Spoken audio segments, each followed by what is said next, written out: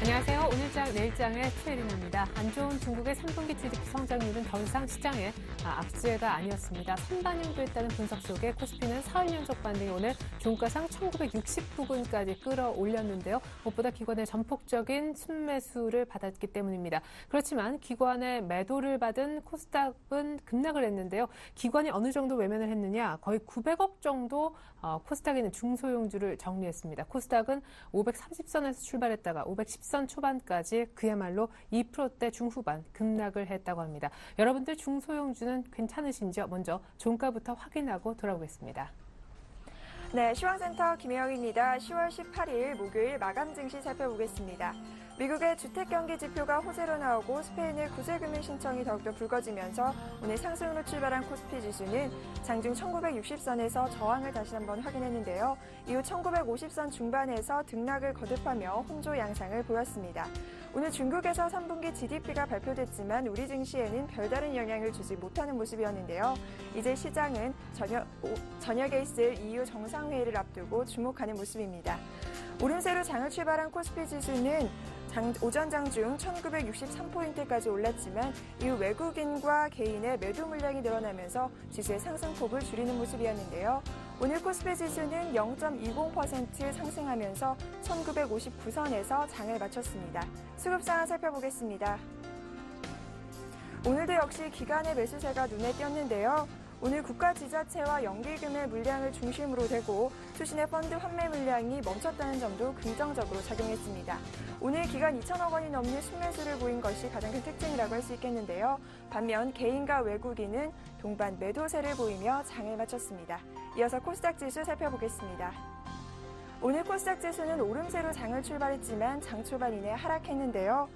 이후 코스닥 지수는 외국인과 기관의 동반 매도세에 낙폭을 확대하는 모습이었습니다. 막판 들어서는 낙폭을 좀 더 키웠는데요. 오늘 마감으로 2.66% 하락하면서 514선까지 떨어진 모습입니다. 이어서 수급 상황 살펴보겠습니다. 오늘 기관과 외국인이 동반 매도를 하면서 지수를 급락시켰습니다. 기관이 904억 원, 외국인이 297억 원의 매도 물량을 보였고요. 개인이 저가 매수세가 유입되면서 1,195억 원 정도의 순매수를 보였지만 지수를 방어하기에는 역부족이었던 하루였습니다. 이어서 환율 살펴보겠습니다. 전일 연중 최저점을 다시 썼던 환율, 오늘도 레벨을 다소 낮춰 50전 하락으로 장을 출발했는데요. 이러한 원화 강세는 증시와 또 수출에 악영향을 끼칠 것이라는 우려감이 나오고 있습니다. 당국의 개입 경계감과 저점 인식 속에 오늘 하단을 다지는 모습이었는데요. 오늘 환율은 1원 20전 하락하면서 1,104원 30전에 장을 마쳤습니다. 이어서 코스피 시가총액 상해 종목 살펴보겠습니다. 오늘도 오름세를 나타내고 있습니다. 삼성전자 장 초반에는 약세를 보였지만 현재는 0.07% 강보합권으로 장을 마쳤습니다. 자동차 3인방 역시 나란한 오름세를 보였고요. 현대모비스가 2.69% 강세를 보이며 장을 마쳤습니다. 이어서 다음 장 살펴보겠습니다. 현대중공업도 2.92%, 3%에 가까운 상승 흐름으로 오늘 장을 마쳤습니다. 반면 한국전력은 2% 넘는 하락 흐름을 보이면서 주당 700원씩 빠지며 27,800원에 장을 마쳤습니다. 이어서 코스닥 시가총액 상위 종목 살펴보겠습니다. 코스닥 시가총액 상위 종목, 오늘 코스닥 지수가 급락하면서 모두 다 큰 폭의 내림세를 보이고 있는데요. 셀트리온이 5% 이상 빠진 모습, 파라다이스도 7% 이상의 급락세를 보였습니다. 특히 다음은 10% 이상 빠지면서 95,100원에 장을 마쳤는데요. 다음은 실적 부진 우려와 또 루머로 오전장부터 시작해 급락세가 이어졌습니다. 다음 장 살펴보겠습니다.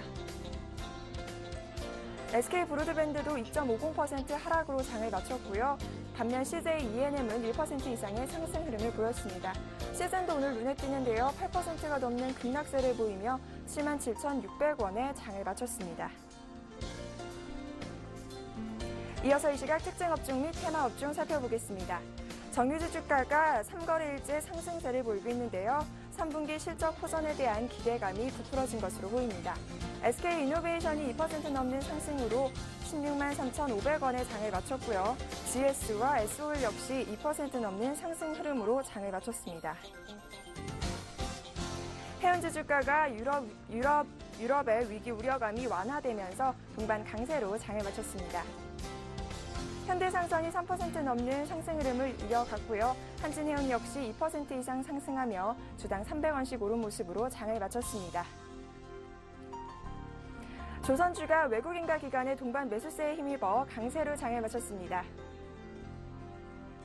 현대중공업이 2% 넘는 상승 흐름, 한진중공업도 강보합권에서 장을 마쳤고요. 현대미포조선 역시 3% 이상 상승하며 12만 9,500원에, 대우조선해양 역시 5% 이상의 급등세를 보이며 2만 5,200원에 장을 마쳤습니다.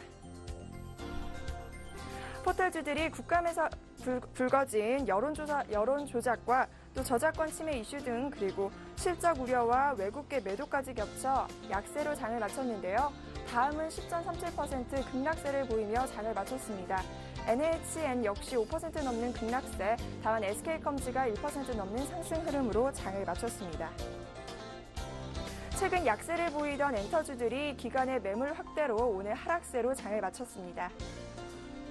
SM이 9% 넘는 급락 흐름을 보였고요. 로엔도 11.75% 급락하면서 13,900원에 장을 마쳤습니다. SMCNC와 JYP 엔터테인먼트 역시 2% 넘는 하락으로 장을 마쳤습니다. 전자결제주가 동반 하락으로 장을 마쳤습니다. KG 이니시스가 0.89% 약 보합권에서 장을 마쳤고요. 한국정보통신과 인포뱅크, 한국사이버결제 역시 5% 이상 넘는 하락 흐름으로 장을 마쳤습니다. 스마트그리드 테마주들이 강세로 장을 마쳤습니다. 전력 도매시장 개방의 필요성을 강조하는 정부의 발표가 호재로 작용한 것으로 보이는데요. 누리텔레콤이 14.86% 상한가 진입했고요. 옴니시스템 역시 4% 이상의 상승 흐름으로 장을 마쳤습니다. 로봇주 주가가 정부 지원 소식에 힘입어 이틀째 강세로 장을 마쳤습니다. 동부로봇이 10.91% 급등으로 장을 마쳤고요. 장 막판에 유진로봇과 다스텍은 돌아섰는데요. 1% 내외의 하락 흐름을 보였습니다. 에이드칩스는 5% 넘는 급등세로 장을 마친 모습입니다. 태양광 관련주 주가가 약세로 장을 마쳤습니다. 대장주인 OCI가 지난 3분기 어닝 쇼크를 기록했기 때문으로 풀이가 되는데요. 오늘 OCI와 넥솔로는 장중 나란히 신저가를 기록했습니다. 하지만 막판 OCI가 0.31% 강보합권으로 장을 마쳤고요. 넥솔로는 2% 넘는 하락세를 보였습니다. SFC 역시 6% 넘는 급락세를 보이며 4,170원에 장을 마친 모습입니다. 제주 신공항 관련 주가가 동반 강세로 장을 마쳤습니다. 박근혜 대선 후보의 공약으로 제주 신공항 건설을 포함하기로 했다는 소식이 전해지면서 강세를 나타낸 것으로 풀이가 되는데요. 오늘 피닉스컴과 사무 EMC가 상한가를 보이고 한국종합기술 역시 4% 넘는 상승 흐름을 이어갔습니다. 사이 테마주로 상한가 행진을 이어오던 DI가 3거래일째 하한가로 장을 마쳤습니다. DI 오늘 하한가 보이며 주당 1,420원씩 빠져 8,080원에 거래를 마쳤습니다. 지금까지 시황센터 김혜영이었습니다. 네, 기관이 많으면 1,000억도 순매도할 수 있겠다 했는데 기관이 결국 오늘 코스닥에 900억 넘는 순매도를 보였습니다. 집중 포화를 맞은 종목 1, 2, 3위가 무엇이었는가 보니까 다음 SM 그리고 파라다이스였는데요. 많게는 10%, 못해도 7%는 넘게 빠졌네요. 자, 여기들 한번 나가보겠습니다. 우리 대신증권의 최진 책임연구위원 연결해보죠. 안녕하세요. 네, 안녕하십니까. 네, EU 정상회담 앞두고 코스피는 그럭저럭 괜찮게 버틴 것 같은데 코스닥의 문제군요. 기관이 코스닥을 버리면 중소형주 운명은 어떻게 되는 겁니까? 예, 일단 오늘 시장 최근 사흘 연속 기관들 같은 경우에서는 코스닥 업종들에 대해서 일단 가격 부담감으로 인해서 좀 차익 실현이 좀 지속되고 있는 상황인데요. 오늘 시장의 특징을 살펴보면은 일단은 그동안에 많이 올랐었던 업종들에 대한 좀 차익 실현이 이어지고 있는 반면에 그동안에 좀 덜 올랐었던 업종에 대해서 좀 바닥권에서 재차 좀 순매수 움직임이 있지 않았던 걸 이렇게 볼 수 있을 것 같습니다. 일단 최근 시장을 좀 살펴보면은요, 뉴욕 증시 같은 경우에 최근에 4월 연속 반등 흐름을 이어갔고요. 국내 증시 역시 지난주에 낙폭 확대 이후에 다시 반등세를 나타냈었지만은 1950선대에서는 일단은 좀 횡보세를 좀 이어가고 있는 국면으로 판단할 수 있을 것 같습니다. 일단 반등을 이끌었었던 것은 지난주에 조정 요인으로 작용했었던 경기와 실적 그리고 유로존에 대한 우려 등이 우선 완화되었기 때문에 볼 수 있을 것 같고요. 일단 우려감이 선 반영된 이후에 해소 과정에서 증시 같은 경우에서 반등을 나타냈었지만은 다만 시장은 뚜렷하게 현재 시장을 이끌 만한 호재도 좀 찾지 못하고 있는 상황인 것으로 보여지고 있습니다. 금일 발표되었었던 중국의 3분기 GDP 증가율 역시 시장이 예상 수준에 발표되면서 시장에 별다른 영향을 못 미친 상황이었고요. 오늘 밤 같은 경우에서는 유럽 정상회의 과정에서 그리스와 스페인 문제 해결에 대해서 뚜렷한 방점을 찍지 못할 것이라고 전망되고 있는 점 역시 현재 시장의 모멘텀이나 기대감으로 작용하지 못하고 있는 것을 보여주고 있습니다. 따라서 일단 현재 이러한 흐름들 같은 경우에서는 다소 조금 이어질 수 있을 것으로 판단되고 있는데요. 일단 종목이라든지 지수가 갇혀 있는 상황에서 그동안에 좀 많이 올라섰던 업종에 대해서는 일단은 좀 덜어내고 있는 분위기라고 볼 수 있을 것 같고요. 금일 업종 중에서 좀 올라왔었던 업종들을 살펴보면은 운송 장비, 자동차 업종이라든지 건설 그리고 은행 업종 등 상대적으로 좀 반등이 좀 덜했었던 업종군을 좀 기업군 투자자들이 좀 싣고 있는 것으로 판단되고 있습니다. 일단은 이에 따라서 단기적인 시장의 모멘텀을 찾기 전까지는 이런 흐름이 이어질 것으로 보여서 기술적으로 과열된 업종에 대해서는 좀 피하는 대신에 덜 오르는 업종군에 관심을 가지시는 게 바람직할 것으로 보여지고 있고요. 다만 일단은 좀 기술적인 매매 차원에서만 좀 접근하시는 게 바람직하지 않을까 보고 있습니다. 네, 무엇보다 EU 정상회담도 상승 동력이 되어주긴 어렵겠다. 근데 원래 코스닥이 갔던 논리 중에 하나는 여러 가지 얘기가 있겠지만은 코스피가 갇히니까 코스닥 쪽에서 이제 다들 수익률 게임을 하는 거다라고 했는데 코스피가 여전히 갇히더라도 이제는 코스피 안에서 덜 올랐던 업종들의 순환매가 있을 거다. 이런 얘기시네요. 예, 일단 코스닥 업종 같은 경우에서도 상대적으로 좀 많이 올라오긴 했었지만 올라오는 국면 내에서도 느낄 수 있는 부담감은 여전한 것으로 좀 보여지고 있고요. 밸류에이션상으로도 판단할 수도 있겠지만은 일단은 부담감이 존재하던 와중에서 수급이 좀 무너진 상황이 좀 크지 않았나 이렇게 볼 수 있을 것 같습니다.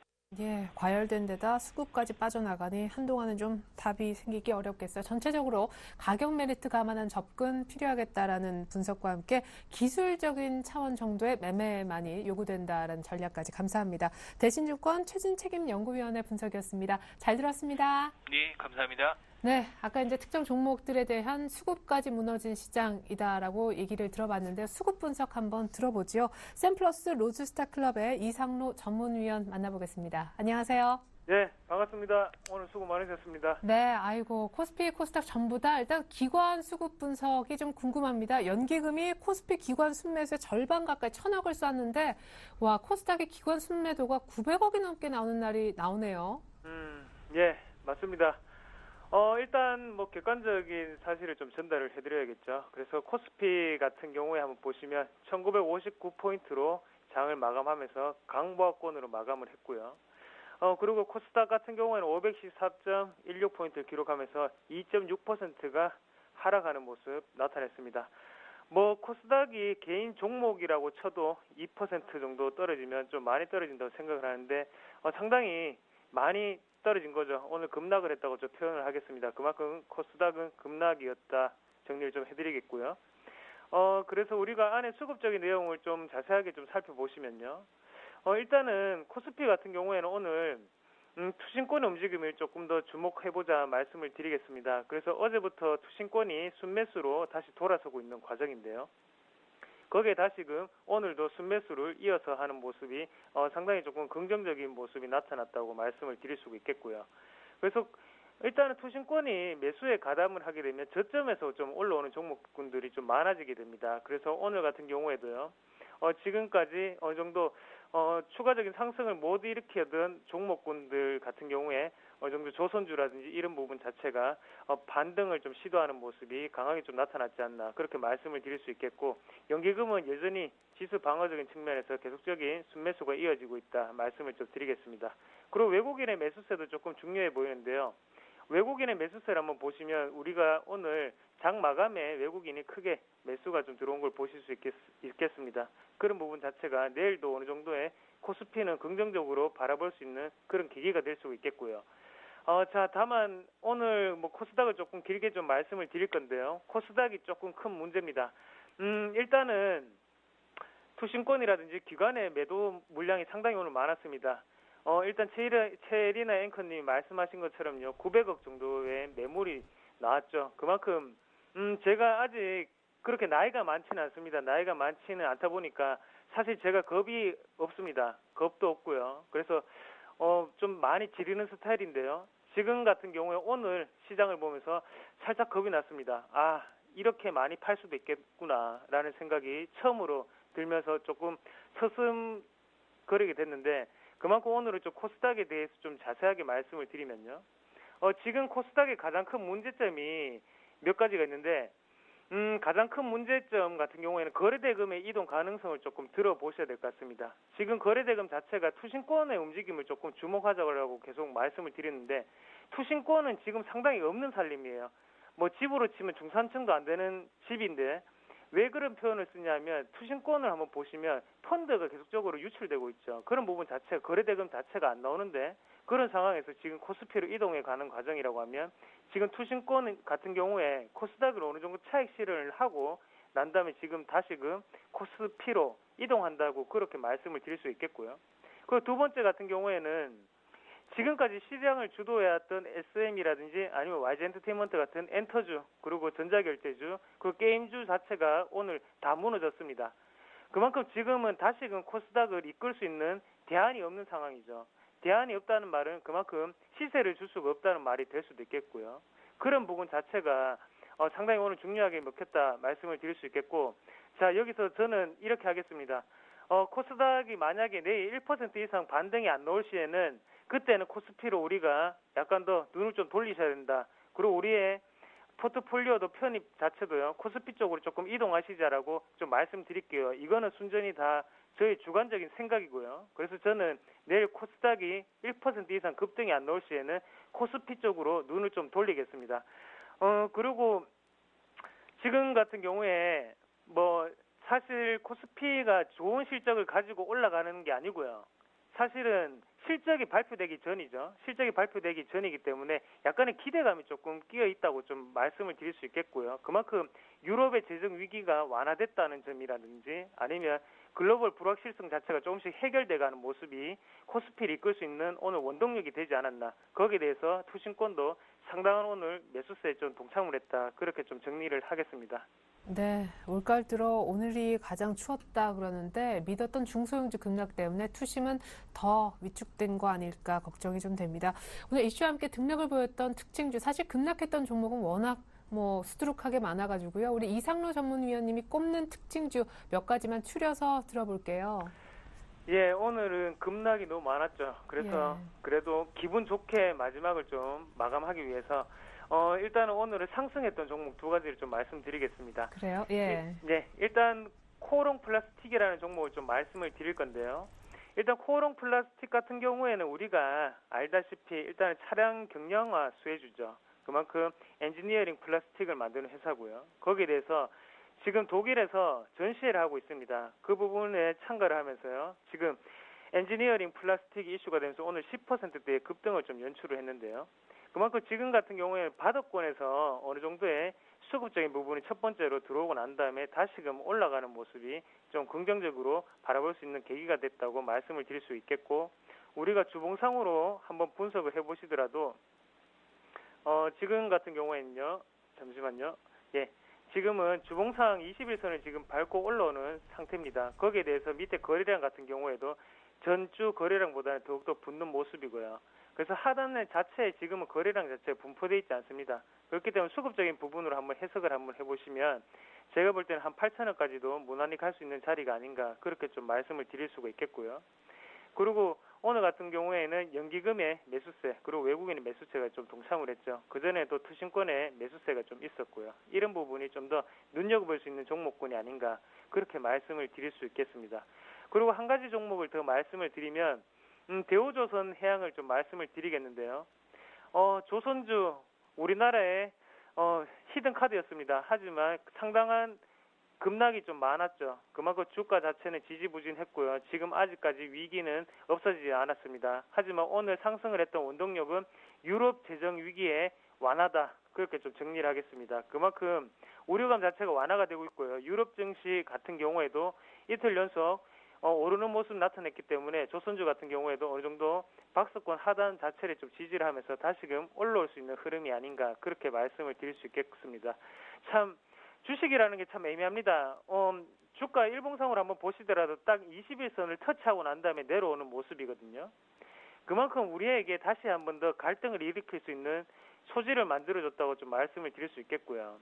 그래서 지금 같은 경우에는 제가 보는 시각은 기대감이 올랐기 때문에 좀 더 오를 수 있는 타이밍이 아닌가 그렇게 좀 말씀드리겠습니다. 그만큼 지금과 실적을 발표를 앞두고 잠시나마 기대감이 오를 수 있는 시장이기 때문에 기대감이 있는 종목군을 좀 더 눈여겨보시는 게 좀 더 좋지 않겠나 그렇게 말씀을 드리겠습니다. 오늘 수고 많으셨습니다. 예, 이 적토마다 이렇게 코스닥을 두고 비유하셨던 기억이 생생한데 뭐 또 내일 오를 수도 있잖아요. 1% 정도 코스닥 근데 오르지 않으면 코스피로 갈아탈 생각도 심각하게 고려 중이다. 솔직한 얘기까지 잘 들었습니다. 샘플러스 로즈스타클럽 이상로 전문위원회 수급 분석과 특징주 분석 있었습니다. 감사합니다. 예, 고맙습니다.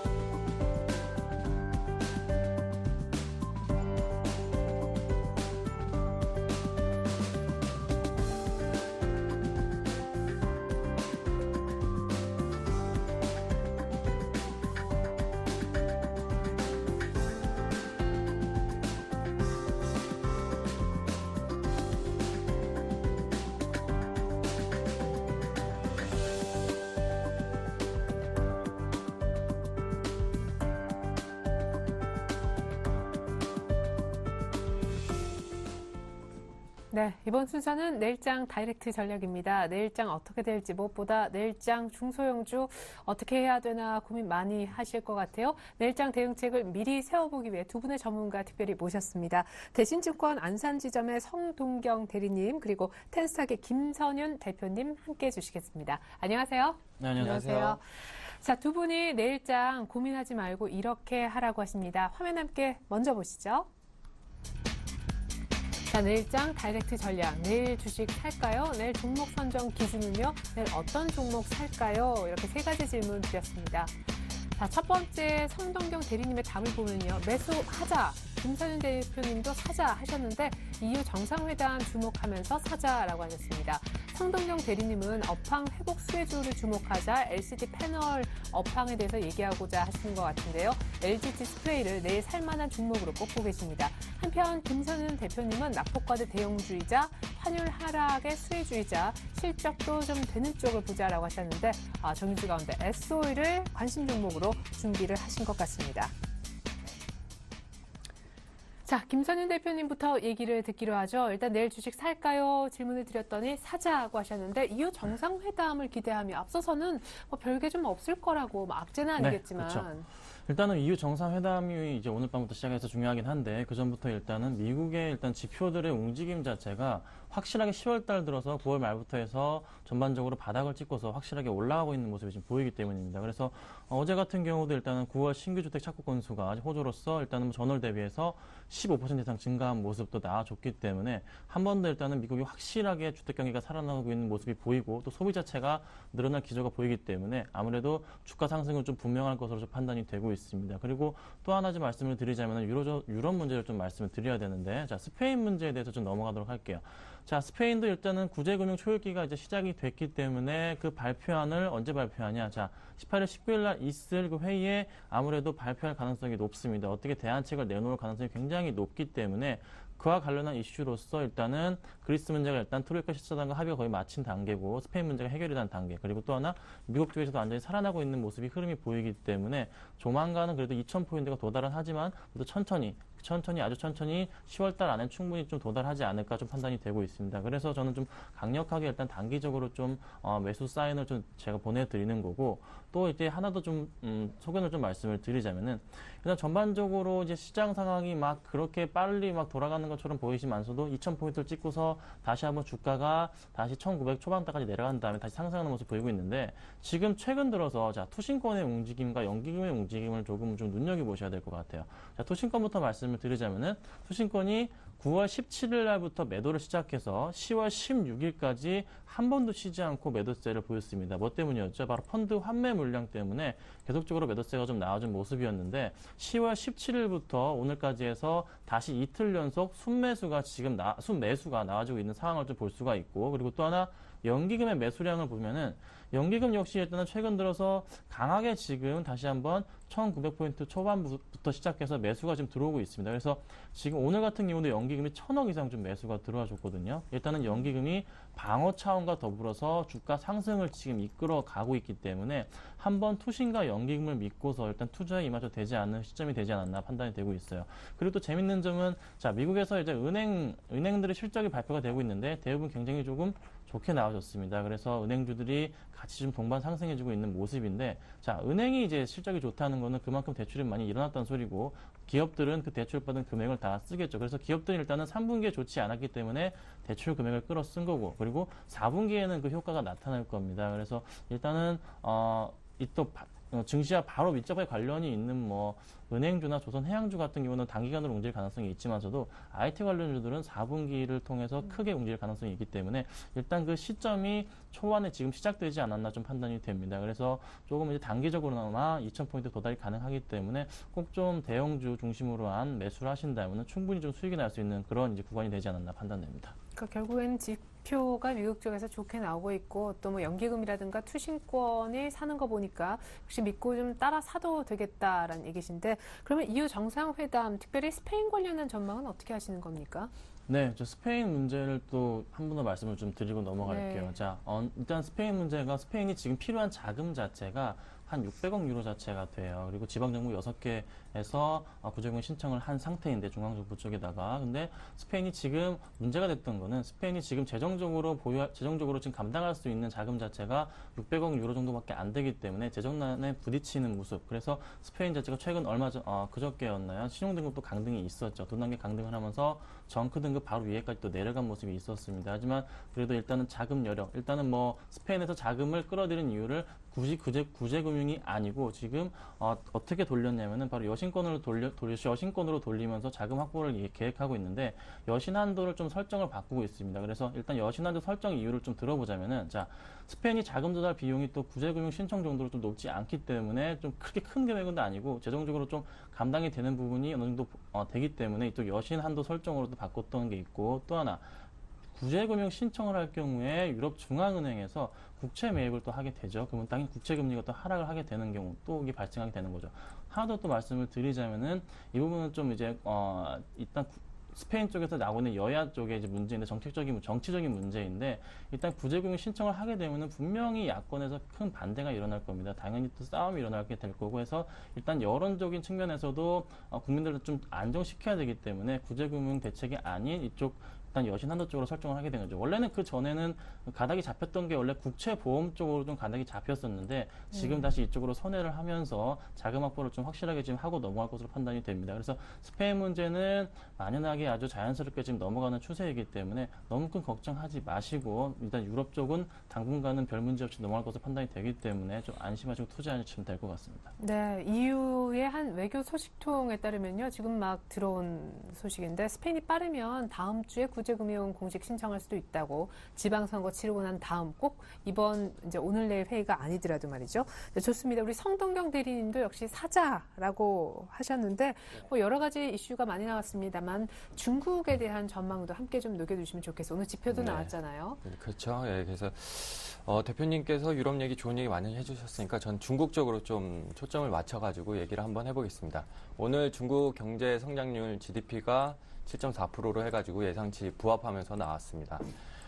정권 교체기를 앞두고 있는데요. 지금까지 중국 2012년도 들어와서 경제 지표를 발표를 했을 때 예상치보다 좋거나 부합된 적이 없는 걸로 제가 기억을 합니다. 최근에 뭐 수출이라든지 오늘 같은 GDP 발표가 예상보다 좋게 나오거나 부합했을 뿐인데 이것을 왜 그렇게 발표를 했는지 살펴보면은 중국 같은 경우에 이제 특수한 정치 구도를 갖고 있습니다. 그래서 우리나라로 비교를 하자면은 현재 이명박 정부가 아닌 전 노무현 정부, 그러니까 차차기 전 정부에서 현재 지도부를 이제 선출을 하는 거죠. 네. 그래서 그 정권 교체기가 있을 때 안 좋은 결과물들은 다 떨궈 놓고 가는 경향이 있습니다.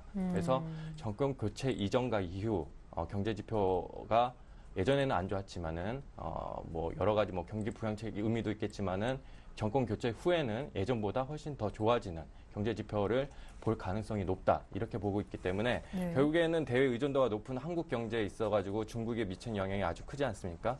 결국에는 선진국 증시가 금융위기 위에 신고가를 내면서 다 회복을 했지만 우리나라는 못한 이유는 중국에 있다. 하지만 이제 중국이 좋아지면은 아무래도 경기가 상승하는 주가가 상승하는 모멘텀으로 충분히 작용할 수 있다. 이렇게 보고 있기 때문에 지금 뭐 오늘 뭐 코스닥 장도 그렇지만은 앞으로는 코스피 대형주를 좀 눈여겨 봐야 할 때다.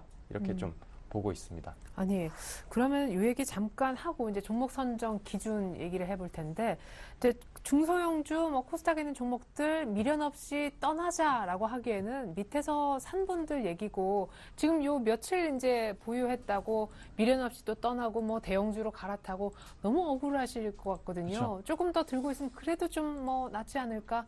한 말씀. 지금 반드시 갈아타야 됩니까? 근데 이제 오늘 같은 장을 보니까 기관들이 벌써 이제 갈아탄 모습이 지금 보였습니다. 그래서 기관들이 지금 코스닥에서 벌써 오늘 900억 이상을 이렇게 매도한 적이 없었거든요. 근데 900억 이상 매도세가 나와주는 거 봤을 때 이미 다 코스피 쪽으로 갈아탄 모습이 좀 보이고 있고, 그리고 또 대부분의 일단은 코스닥 종목들 하락폭을 살펴보면은 뭐 게임주들이나 엔터주들이나 최근 들어서 이제 많은 상승을 이끌었던 종목들이 더 크게 많이 빠졌는데 그 빠짐과 동시에 일단은 심리적 불안감 때문에 일단 코스닥 시총 상위 종목들도 대부분 좀 하락을 많이 했습니다. 다음 같은 경우도 10% 이상 급락하는 경우 이런 적이 거의 없었었죠. 그리고 뭐 SM도 9% 이상 빠졌고 CGN도 8% 이상 빠지는 대부분의 하락폭이 굉장히 컸는데 일단 코스닥 종목들이 일단은 코스닥이 심리적으로 불안했던 시기가 바로 540포인트를 넘어서면서부터 일단은 좀 많이 좀 불안한 모습이 사실이었어요. 언젠간 일단은 코스피가 오르지 않는 이상은 코스닥도 빠질 거라 했지만서도 코스피가 2000포인트에서 1930포인트가 내려갈 동안 코스닥은 꼼짝도 안 했거든요. 그 부분에서 일단은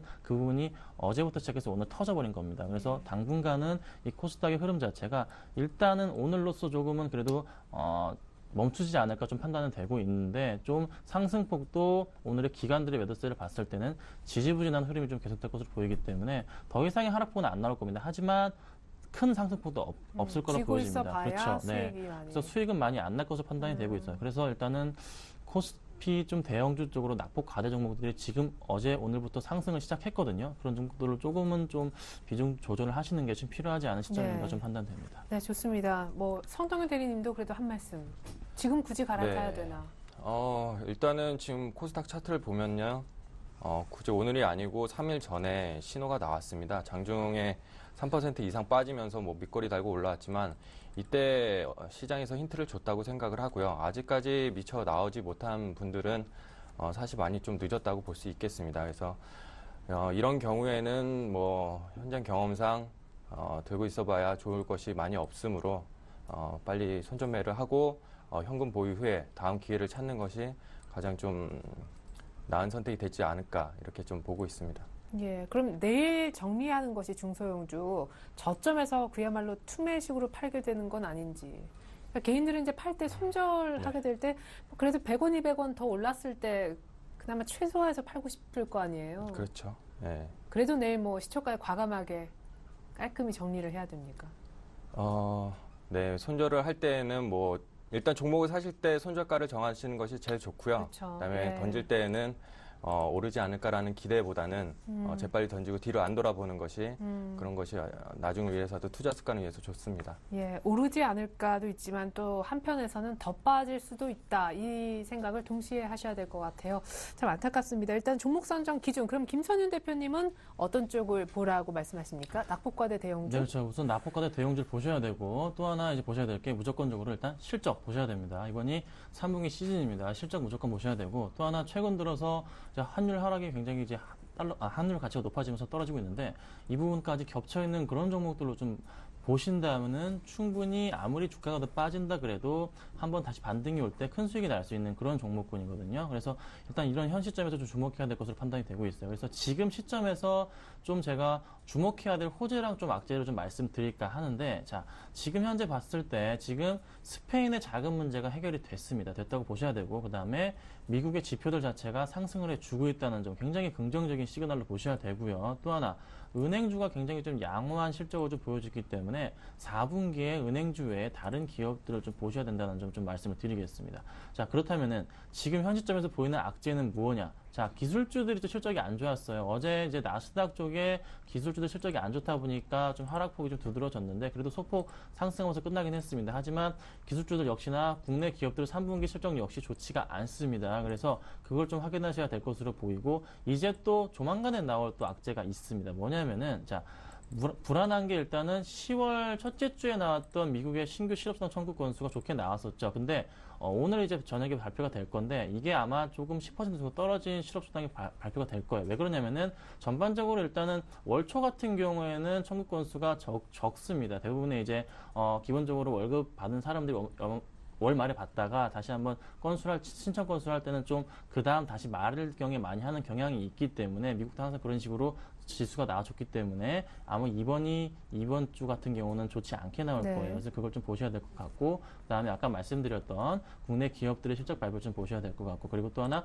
환율 하락에 따라서 외국인들의 포지션에 대한 좀 불안감이 좀 눈에 보이는데, 일단은 오늘 시장은 좀 괜찮았어요. 오늘 시장 같은 경우는 그래도 외국인들이 조금이나마 좀 코스피에서는 그래도 매수가 좀 들어와 주면서 아직 이제 빠져나가는 모습은 보이지 않습니다만, 그래도 만약에 추가적으로 환율 하락이 더 이루어진다면은 외국인 포지션 또한 어떻게 될지는 조금 지켜보셔야 될 것 같습니다. 그래서 아직은 악재로 반영은 안 됐습니다. 그래서 일단은 지금 상황으로 봤을 때는 악재보다는 오히려 또 호재가 좀 더 많기 때문에 일단 좀 더 긍정적으로 코스피 2000에 대한 부분을 다시 한번 좀 확인해 볼 필요가 있을 것이라 판단이 되고 있어요. 그래서 제가 말씀드릴 수 있는 거는, 자, 낙폭과대 대형주들 중심으로 해서 먼저 가장 좀 차트를 먼저 확인하신 이후에 지금 말씀드릴게요. 먼저 차트를 보세요. 차트를 보시고 낙폭과대 대형주를 찾으십시오. 찾으신 이후에 그다음 그 종목들에 대해서 실적을 좀 확인하실 필요가 있어 보입니다. 매수로 잡으실 때는 무조건 일단 제가 뭐 한 종목을 보면서 좀 설명을 드릴까 해요. 자, LG 디스플레이를 한번 보면서 설명을 드릴게요. 자, LG 디스플레이 같은 경우가 지금 가장 그런 모습이 아닐까 판단이 되고 있는데, 이 낙폭과대의 모습을 가장 전형적으로 보이는 그런 차트가 아닐까 판단이 되고 있습니다. 자, 이 부분에 있어서 한번 큰 폭의 낙폭을 한번 보여줬었죠. 그래서 주가 자체 흐름이 한번 큰 폭으로 떨어진 이후에 다시 한번 주가가 반등하는 모습을 보여줍니다. 근데 이 부분에 있어서 이미 이 부분에서 한번 그 실적에 대한 기대감과 더불어서 사람들의 관심, 그리고 기관과 외국인들의 관심이 쏠리면서 주가가 금세 그 어떤 종목보다 빠르게 제자리를 찾아가는 모습이 보였거든요. 그래서 지금 다시 주가가 살아나고 있는 시점에서 이런 LG 디스플레이 같은 종목은 제자리 이상을 뚫고서 올해 초에 나와줬던 31,000원 부근인 그 고점 자체를 지금 뚫고 올라가는 채비를 하고 있는 그런 모습입니다. 이건 지금 LG 디스플레이는 먼저 움직였기 때문에 제가 말씀을 드리는 거고, 아직 이렇게 안 움직인 종목들이 굉장히 많습니다. 하나 더 말씀을 드리면은, 자, 삼성전기를 좀 볼게요. 자, 삼성전기 역시 일단 최근 낙폭과대가 굉장히 심했습니다. 당연히 이제 경기 지수에 좀 민감하기 때문에 불안감이 있었는데, 다시 이 종목 역시 지금 보시면 아시겠지만 오늘까지 해서 3일 연속 지금 상승하는 흐름을 좀 보여주고 있습니다. 굉장히 낙폭이 심했기 때문인데, 이런 종목들 역시 뭐 실적 부분에 있어서 전년 분기 대비해서는 조금이나마 좀 양호한 실적을 보일 그런 예상치가 나와주고 있는 모습이 있기 때문에 상승하기 때문에 한번 이런 종목들 위주로 또 편입을 하신다면은 충분히 이 고점, 일단은 지금 현 가격대 자체가 그 전 전고점 부분이었던 95,000원 부분을 지금 거의 도달한 상태이고 다시 한번 긴 박스권 부분이었던 다시 10만 5,000원 정도까지 도달할 수 있겠지만서 좀 지켜봐야 할 부분으로 판단되고 있어요. 그래서 이런 이제 종목들 위주로 해서 일단은 무조건적으로 편입을 이런 차트를 보시고 일단은 종목을 찾으신 이후에 그 다음에 실적을 보시고 그리고 좀 하나 더 말씀을 드리는 거는 최근 좀 이슈가 되고 있는 그런 부분을 살펴보셔야 됩니다. 최근은 은행주들이 다시 이슈가 되면서 상승하고 있는 모습이 있고 그다음에 또 환율 이슈 때문에 또 상승하는 종목들이 있기 때문에 그런 종목들로 좀 약간의 그 세 번째 좀 테마성이 있는데 그 세 번째 테마성과 같이 해서 움직이는 종목들을 꼭 편입하신다면은 분명히 좋은 수익 거두시고 나올 수 있을 겁니다. 네, 좋습니다. 이어서 우리 성동경 대리님의 종목 고르는 기준, 반드시 기준 많은 종목 살 때 있어야 된다라고 하셨는데 업황이 좋아지는 수혜주라고 하시면서 괄호 LCD 패널이라고 하셨네요. 네. 지금 일단 장 자체가 위냐 아래냐 이제 방향을 못 잡고 있는 상황에서 그동안에 소외를 받았던 종목들이 이제 올라오면서 키 맞추기 전략으로 순환매 장세가 펼쳐질 가능성이 있습니다. 그래서 조선주가 지금까지 올라왔던 거는 유럽 얘기도 있겠지만 어떤 그런 순환매 차원에도 있겠고요. 지금 패널 산업이 지금 4분기가 전통적으로 최성수기입니다. 그래서 저는 이제 실적을 이제 봐야 된다고 이제 생각을 하는데 3분기보다는 이제 거의 다 반영됐다고 생각을 해가지고 4분기 실적이 좀 주목을 좀 해야 될 것 같고요. 이쪽 TV 패널이 전통적으로 이제 4분기 때 최성수기고 그 다음에 지금 수요 공급 논리에 있어가지고 성숙된 시장에서 수요보다는 지금 공급 쪽이 예전에는 지금 과잉 공급 시대에 있는데 그런 메이저 업체들이 스스로 자발적으로 공급을 줄이면서 2013년도 2분기 가서는 공급량이 수요가 공급보다 추월하는 그런 현상이 나타날 수가 있습니다. 그래서 TV 패널 가격이 점차적으로 오르는 이런 현상이 있기 때문에 결국에는 이런 것들이 LG 디스플레이가 7분기 이후 8분기 만에 2012년 지금 3분기 영업 이익이 흑자로 전환이 되고 2012년도도 2013년도 큰 폭으로 EPS 상승이 예견되고 있습니다. 그래서 이런 종목들 4분기 그리고 내년까지도 좋아질 수 있는 종목들 이런 쪽으로 좀 포커스를 맞추는 것이 어떨까 싶습니다. 예, 그러니까 LCD 패널은 지금 업황 자체 사이클이 아주 상승의 초입기로 들어갈 수 있는 그런 지금 분기점이 있는 것 같습니다. 그러면 LCD 패널 관련된 종목은 대표적으로 좀 어떤 것들이 눈에 들어오시는지요? 지금 종목 같은 경우에 지금 최근에 주가가 좋았던 것이 이제 일진 디스플레이 이런 네. 것들이 있겠고요. 그다음에 이제 미래 나노텍, 그다음에 이제 LG 디스플레이인데 결국에 지금 장 자체가 중소형주보다는 대형주로 갈 확률이 높기 때문에 LG 디스플레이를 최우선적으로 좀 선정을 해봤습니다. 예. 그럼에도 불구하고 일진 디스플레이라든가 미래 나노텍 지금 다 열어보니까 신고가인데 이런 종목들은 네. 중소형주에서 갈아타자 할 때 쥐고 있어도 되는 종목인가요? 일단은 주가가 어떻게 될지는 아무도 모르겠습니다만은 이제 장중 대응으로 최대한 대응을 많이 하시고요. 하지만 이런 것들 실적이 4분기까지 좋아지는 것들은 크게 밀려도 좀 버팀목이 있을 수 있기 때문에 일단은 홀딩하는 자세로 좀 시장을 바라봤으면 되겠습니다. 네, 이제 뭘 살까요? 답을 들어보죠. 우리 김선윤 대표님이 SOE를 준비하셨더라고요. 네, 제가 말씀드렸던 거는 낙폭과대라 그다음에 네. 이제 환율 보시고 그리고 또 하나 일단은 실적 보시라 말씀드렸죠. 그래서 거기에다 이제 딱 껴있는 그런 종목이 이제 S-오일인데 지금 일단은 간략하게 말씀을 드리면은 자 두바이유가 작년 일단 2분기 말 같은 경우 가격대가 $95였습니다. 그 정도 수준이었는데 지금은 올해 2분기 말 때 가격이 $110 선이기 때문에 지금 일단 작년에 1,000억에서 2,000억 가까이 적자가 났던 폭을 올해는 오히려 그 반대로 거의 2배 가까이 4,000억 이상 지금 영업이익이 난다고 지금 예측치가 나와 있습니다. 그래서 일단 SOL 같은 경우는 실적은 일단 마무리가 된 상태이고 그리고 또 하나 차트상으로 봤을 때도 낙폭과대 이후에 지금 차트 열어놨는데요. 낙폭과대 이후에 다시 한번 그 반등이 나오는 자리. 자, 오늘 일단은 정확하게 3일 연속 지금 매수가 좀 강하게 좀 반등이 나와주면서 추가적인 상승이 나올 수 있는 그런 자리가 딱 보여지는데 지금 네. 그래도 그래도 한 10만 5천에서 10만 1,000원 정도까지는 11만 원 정도까지는 추가적으로 갈 수 있는 그런 자리가 되지 않았나 판단이 되고 있습니다. 그리고 또 하나 수급적으로 봤을 때도 지금 굉장히 좀 마음에 드는 모습이 있는데 자 SOL 같은 경우 수급적으로도 어제 같은 경우랑 그제 같은 경우, 좀 오늘 같은 경우에서 외국인들이 강하게 좀 매수가 들어와주고 있어요. 근데 기관들은 매도가 많이 안 나왔는데 외국인들이 개인 물량을 싸그리 잡으면서 매수가 나와주고 있거든요. 그래서 추가적인 상승이 충분히 나올 수 있기 때문에 좀 강하게 좀 접근하시고, 지금 다시 한번 말씀드리는 건 환율이 지금 많이 빠짐으로 인해서 그 수혜주가 될 겁니다. 그래서 3분기가 아닌 4분기에도 그 실적을 이어갈 것이기 때문에 지금 뭐 내일 시초가 정도 매수하신다면은 충분히 한 11만 원 정도까지 보시고 대응하셔서 수익 실현할 수 있지 않을까 이렇게 보여집니다. 네, 좋습니다. 상대적으로 손절가는 10만 원 정도로 SOL 타이트하게 제시해 주셨습니다. 성동경 대리님은 LG 디스플레이를 결국 네, LG 디스플레이를 선정을 했는데요. LG 디스플레이 이제 주가가 이제 가장 민감하게 반응하는 이제 변수가 패널 가격입니다. 그래서 지금 보면은 9월, 10월 모두 패널 가격이 1%씩 2달 연속 상승을 했거든요. 근데 11월 중순까지 추가적으로 5%에서 7% 정도 추가 상승이 가능하기 때문에 이런 패널 가격 상승으로 인해서 재무적으로 좀 좋아지는, 영업이익이 이제 늘어나는 그런 현상으로 인해서 LG 디스플레이가 주가가 좋을 것으로 판단되고요. 기술적으로 봐도 지금 차트를 보시면은 이 파란색 굵은 선이 480일 장기 이동 평균선입니다. 이게 이제 2년짜리인데요.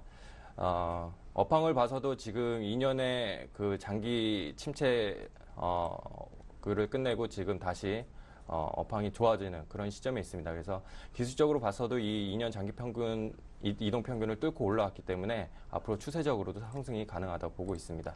네, 그래서 매수가와 목표가 그리고 손절 가격은요? 예, 일단 매수가는 지금 이 480일 이동평균선을 기준으로 해가지고 29,000원에서 29,500원 사이, 이 정도면은 충분히 뭐 매수를 할 만직하고요. 그다음에 네. 뭐 목표가는 10% 정도 일단 잡고, 대신에 2013년도 EPS가 한 3,000원 정도 나옵니다. 그래서 그것이 현실화되면 4만 원도 가능한 종목이다, 이렇게 볼 수 있겠고, 손절가는 한 26,000원으로 잡으면 되겠습니다. 네, 좋습니다. 이제 지난주 종목 AS 아주 짧게 한마디씩만 들어봐야 되겠습니다. 김선우 대표님, 하이비전 시스템. 네, 제가 추천드리고 나서 지금 손절가를 터치하고 내려갔기 때문에 지금 강력하게 손절 사인 제가 말씀드리겠고, 제가 지난주에도 말씀드렸을 때 손절가 터치 3,400원으로 만약에 터치만 해도 제가 강하게 조금 빠져나가시라고 말씀을 드렸어요. 왜 그러냐면은 좀 장이 불안했기 때문인데 어찌 될지 모르니까 이렇게 말씀드렸던 겁니다. 그래서 일단 21선 깨지고 내려간 상태이기 때문에 한 번 더 반등이 나올 수 있겠지만서도 지금 코스닥이 그렇게 재밌는 상황이 아닙니다. 그래서 일단은 좀 보류하고 다음에 이제 다른 종목으로 소개할 때 그때 좀, 아니 SO일로 들어가면 되겠죠. SO일로 좀 매수하셨으면 좋겠습니다. 네, 좋습니다. 이어서 유비벨럭스 AS 들어보겠습니다. 말씀하신 다음날 6% 급등, 어제도 장중에 급등, 목표가 찍더라고요. 축하드릴게요. 네. 예, 유비블럭스가 이제 목표가를 달성하고 내려왔는데 여전히 뭐 실적은 이제 좋고요. 예, 하지만은 지금 뭐 장이 뭐 코스닥이 워낙에 안 좋기 때문에 일단은 보수적으로 보시고 21선을 아직 깨지 않았기 때문에 관심 종목에서는 계속해서 지켜보시면 되겠습니다. 네, 좋습니다. 이렇게 해서 AS까지 받아봤습니다. 두 분이 오늘 얘기해 주셨던 내일장 다이렉트 전략 다시 한번 종합해서 보여드립니다.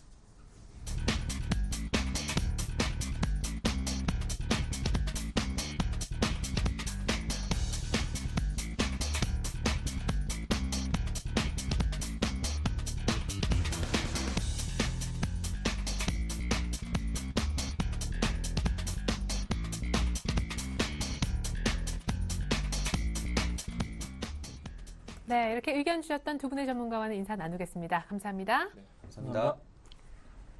오늘 토요일 오후 2시 샘플러스 남은우 원장님만의 세미나가 개최됩니다. 향후 장세 전망과 함께 급등 기대되는 중소형주 3선도 공개해 주신다고 하니까요. 특별한 자리 여러분들 초대합니다. 많은 참석 부탁드립니다. 이상 오늘장 내일장 마치겠습니다. 감사합니다.